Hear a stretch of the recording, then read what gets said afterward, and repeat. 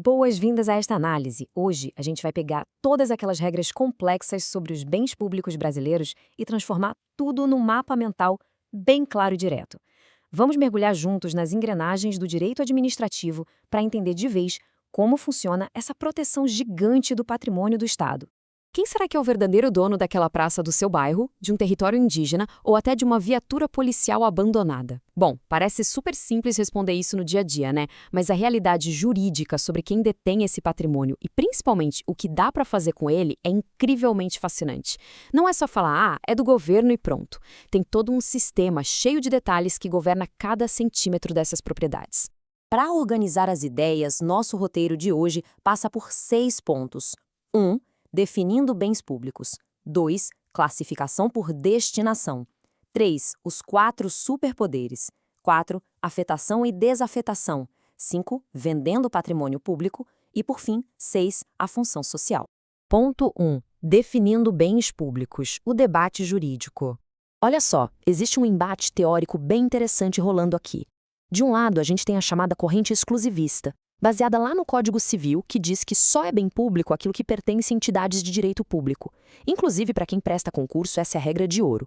Mas, por outro lado, juristas como Bandeira de Mello trazem uma visão mista, bem mais conectada com a realidade.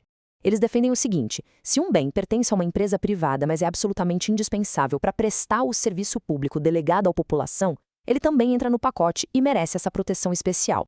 Ponto 2. Classificação por destinação. Os 3 tipos de bens. Basicamente, a gente pode pensar nisso como 3 grandes caixas onde os bens públicos são guardados de acordo com o uso. Os bens de uso comum e os de uso especial são totalmente indisponíveis. Por quê? Porque eles têm uma missão ativa na sociedade. O uso é imediato.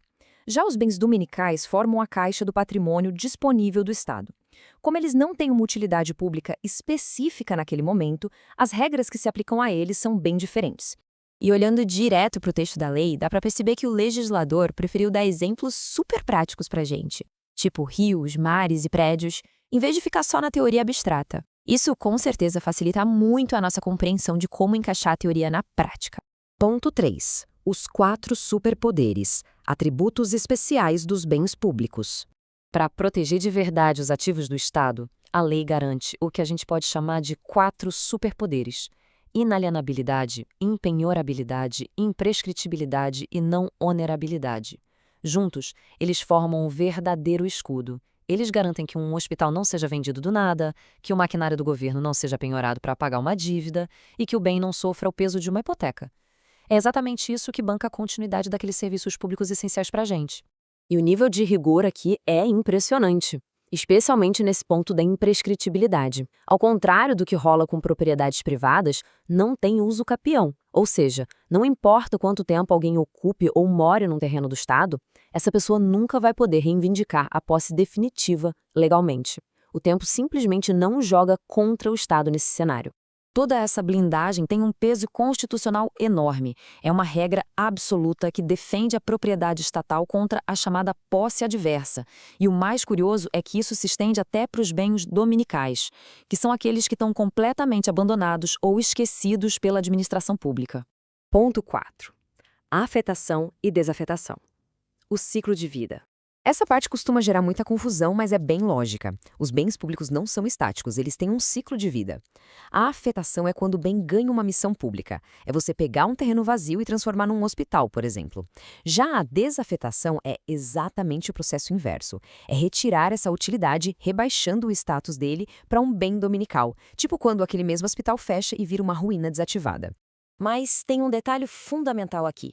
Um prédio do Estado não perde a sua proteção mágica só porque está lá juntando poeira e teia de aranha. No nosso direito, o mero abandono não causa o que chamamos de desafetação tácita. Para desvincular um bem do seu propósito original, na imensa maioria das vezes, é necessária uma lei específica, uma ação legislativa formal e bem clara. Ponto 5. Vendendo o patrimônio público. Regras de alienação. Então, fica aquela dúvida: se o patrimônio é tão blindado assim, como o governo consegue vender uma frota de carros sucateados ou um prédio antigo? Bom, quando um bem é finalmente desafetado por lei e vira dominical, o Estado ganha sim o direito de vender. mas ele é estritamente obrigado a seguir 4 passos bem rigorosos, que vão desde justificar o interesse público até abrir uma licitação. É todo um processo elaborado para proteger o dinheiro público. E aqui na Lei de Licitações, a gente vê certinho como o texto dita cada uma dessas etapas com o maior cuidado. É uma engrenagem montada justamente para prevenir a corrupção, evitar que as coisas sejam vendidas a preço de banana e garantir que a sociedade receba o valor justo por aquele patrimônio. Ponto 6. A função social. Um debate jurídico moderno. Agora imagina a situação. O Estado abandona de vez uma propriedade e cidadãos comuns resolvem ocupar o espaço. E aí? A gente chega num ponto de ruptura incrível. Essa decisão recente do STJ, o Superior Tribunal de Justiça, reconhece o seguinte: a gente sabe que não rola uso capião de bem público, certo? Mas se o cidadão ocupa aquele espaço abandonado e dá para ele uma função social legítima, ele tem o direito de defender essa posse contra outros cidadãos privados. É o rigor administrativo batendo de frente com a realidade social.